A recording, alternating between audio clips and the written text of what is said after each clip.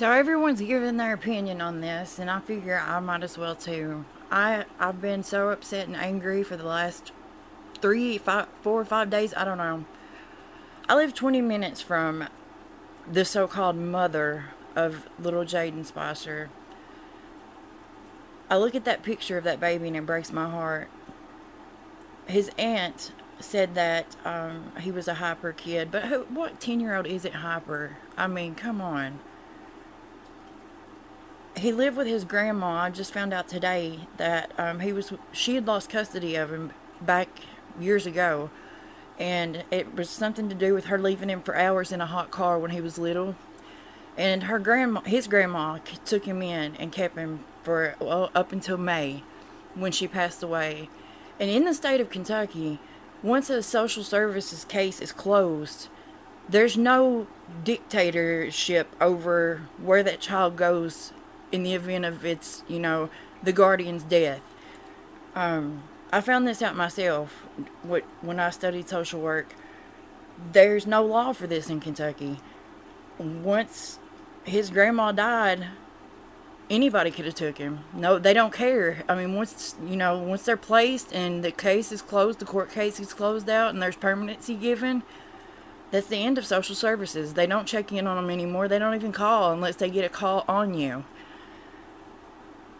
These people should have never had that child. She didn't love him when he was little. She doesn't love him now. And I read from a man, it was his son, who's now grown. I think he said he was 24. He said that her so-called husband had beat him and choked him and tried to kill him when he was a child, and he remembers every bit of it to this day. There was a court case and everything over this. He's been in trouble for this once before. He is abusive, and she is a piece of shit, to be quite honest. I know that the Kentucky State Police troopers here, they are all heart. They are doing their level best to find this kid. But I feel in my heart and soul that it's going to be a recovery. This child, it's been days now. And that letter she wrote makes me want to puke. If it were my child, one of my babies were out there missing, so help me God, I would be on every news channel. I would be on a radio station. I would be standing in the middle of the road screaming, begging anybody I don't care if they're come from California or Kalamazoo. Come and help me find my baby. I want to know where my baby is. I wouldn't be able to eat. She's been seen out getting her fast food restaurant, feeding herself. And that baby, don't even know where that baby's at, and it's been days. If he is, by the grace of God, alive, and he's been out in the elements this long, he's starving. How can she eat as a mother knowing that baby's out there and he is not eating? Because she knows. She never did care about the kid. She didn't care about him when he was little. She damn sure doesn't care about him now. And she knows that piece of shit she's living with has done something to this child. If something has happened to him, at least he's with his grandma again. And that's the only piece that I can find in this. Because looking at that picture of him, everybody said all he ever wanted was to be loved. And I would have took that baby in a heartbeat. It's pitiful.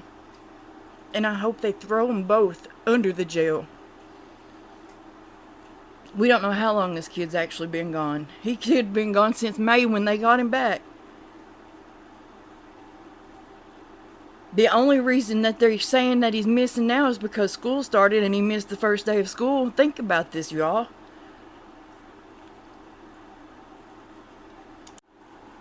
There has been a development out of Breathitt County. Law enforcement say they have located a buried firearm near the residence of the mother, which could suggest a cleanup.